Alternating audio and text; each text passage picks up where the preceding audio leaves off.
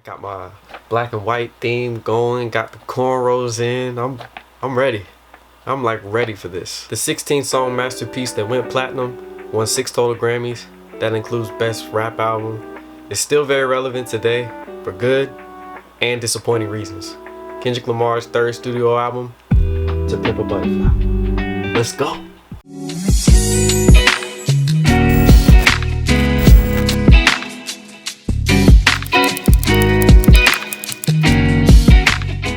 I remember you was conflicted, misusing your influence. Sometimes I did the same. Kendrick's admiration for Tupac had a lot to do with this album. The album was actually supposed to be called To Pimp a Caterpillar. So, 2 PAC Tupac. He even ends the album by giving Tupac an interview. He changed it to Butterfly to represent the brightness of life. Using his celebrity for good. He used pimp because it has so much more aggression. And his examples of the word was not being pimped by the industry. It took Kendrick 3 years to make this album, so he was working on it from 2012 to 2015.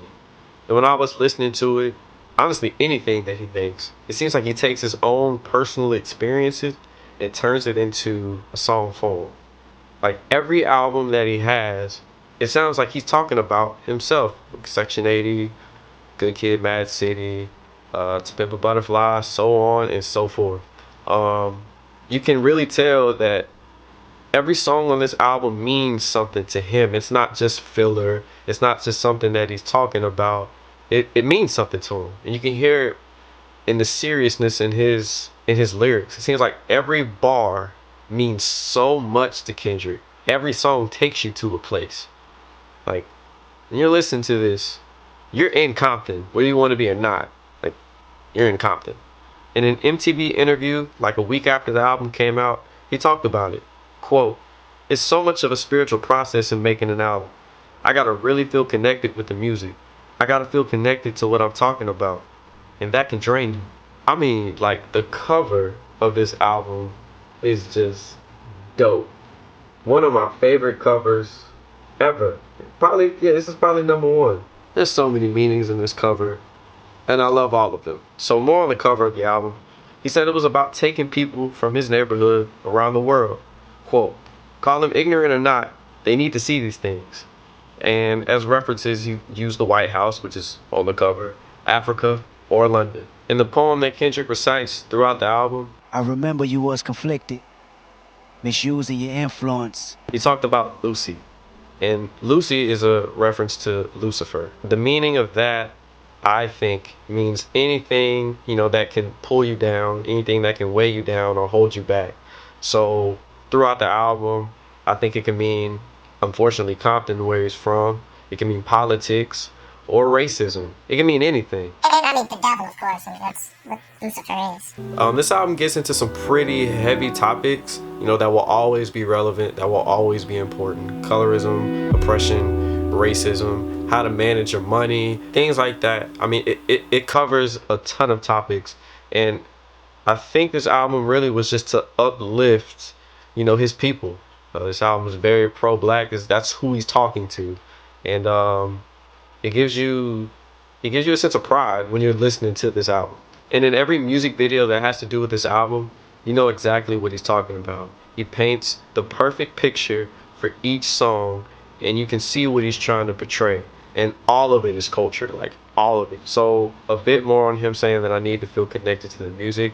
I'm going to break down or talk about a few songs that show what he was talking about was very important and the things that he was trying to get at, in the lyrics. Wesley's Theory, the first song on the album, talks about money management, man. It talks about the feeling of getting a bunch of money and, not being used to that and what you're going to do. So he talks about, putting his homies on. He talks about making sure his mom's straight. He talks about all the things that anyone would typically want to do when they come into a bunch of money and they're not used to that situation. And I think the purpose of the song, is to show that in school, in public school rather, we're not really taught what to do coming into that situation. We're not talked about financial literacy. We're not talking about taxes or anything like that. That's not a part of the school curriculum, at least in public school. I mean, I'm sure you could take some classes in college, but You know, some people don't have that opportunity to even go.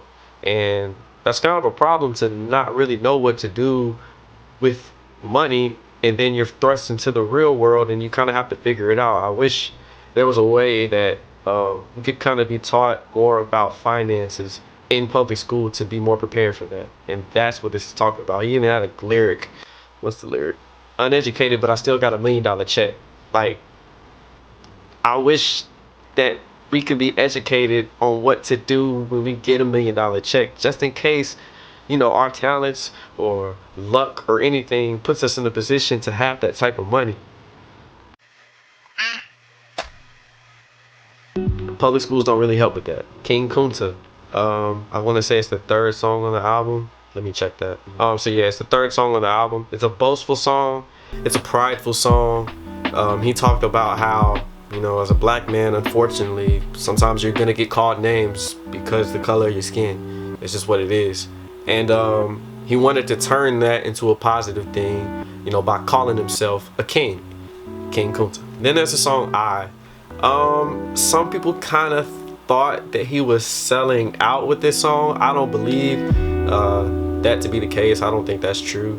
The song was very popular, used the Isley Brothers sample, but the song is about loving yourself, man, and he made it for people who he knew was going to be, you know, in jail and penitentiary, for them to make sure that they, you know, they love themselves, they forgive themselves, and, you know, still have some type of self-worth. I don't think there's anything wrong with that. He explains it a bit more. Quote, I wrote a record for the homies that's in penitentiary right now. And I also wrote a record for these kids that come to my shows with these slashes on their wrists, saying they don't want to live no more. I mean, I'm glad he made the song. I'm glad it made the cut. I mean, sometimes people need to hear that, man. Music keeps a lot of people going. And if your favorite artist or favorite rapper or whoever is giving you some type of encouraging words, that's a plus, man. That's a good thing. But I mean, the best song on the album, All Right. I mean, that is the nucleus of this album. I mean, that's what this album is really about. This song will always be on time. I never skip it.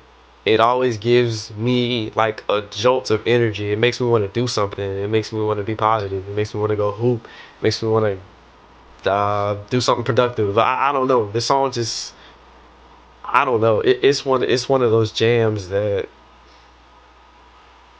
will never get old, ever. At least to me.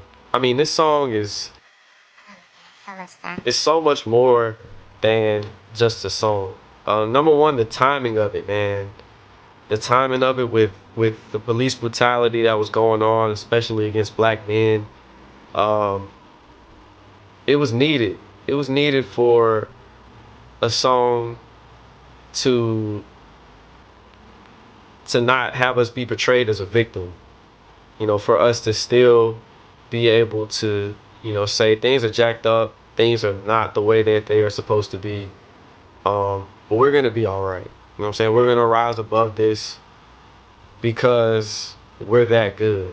But it's still messed up. Like it always makes sure that it implies that things are still jacked up in this country, the way that we're portrayed, the way that we're seen by police sometimes is not okay, man.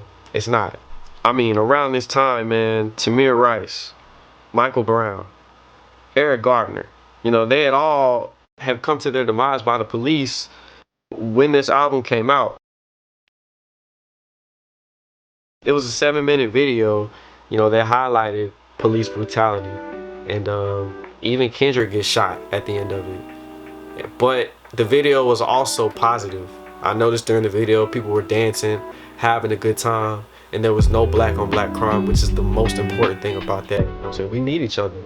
We're stronger together than we are apart, man. And that that was it was good to see, you know, that it wasn't just a performance video. It was really something that you can get behind. Besides getting shot, that was not ideal at all.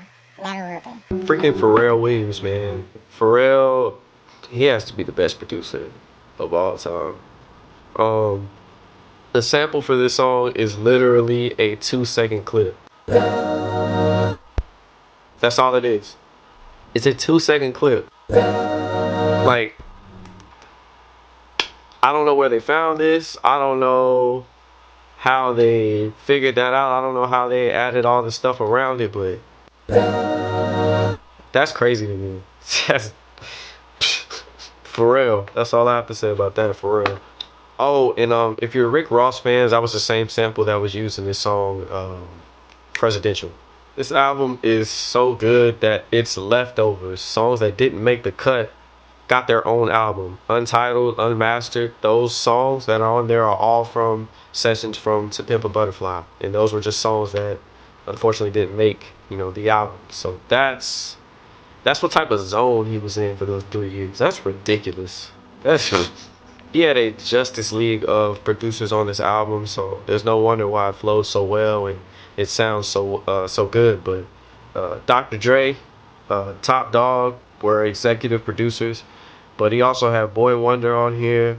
Let's see, Flying Lotus, Terrace Martin, Pharrell, Knowledge, Soundwave, and Thundercat. I mean, they all helped to produce. That's just stupid. That's crazy. I'm gonna give Thundercat some love, man. I really think that he's the most valuable person on this album besides Kendrick, because any song that he touched was any song that he touched was a major groove, man. Thundercat, when he's serious, he's the man. Even when he's not, I'm a big Thundercat fan, but check his stuff out, because anything that he was on, what was he on? He was on These Walls, he was on Hood Politics, he was on Mortal Man, Wesley Sterry. He was on all of that stuff. He has such a presence in any song that he's in, and you just know when you hear the bass, that's Thundercat. And usually I was right when I checked the credits. There it was. Again, this album wasn't one that was slept on or anything like that. It did very well. It sold 324,000 first week sales, and it was #1 on the 200 Billboard chart. So this album was right on time, and I think people really just needed to hear something like that at the time that it came out. And I still bump this album like it came out yesterday. The whole album is centered around a poem called Just Another. You know what I'm saying? Just another nigga. So every line in that poem he talks about is kind of like a preview of the song that's coming up. So I remember you was conflicted, misusing your influence. Sometimes I did the same. So that song talked about These Walls, where he used his influence, his celebrity, for bad, and he raps about how he uses his rapper influence to, do things out of spite. So things like that. I mean, great listen. If you haven't listened to it, you need to. If you forgot about it, go listen to it again, man. It's a great album, and it's not just club music or trap or anything like that. It's really an album that takes you somewhere. It takes you into a moment in time, and you can tell that the album meant something to him, and it was meant to mean something for us. And it's a dope project, man. And that's pretty much all I have on that one. I'll see you guys next time, man. I appreciate it. Turn that camera off. All right.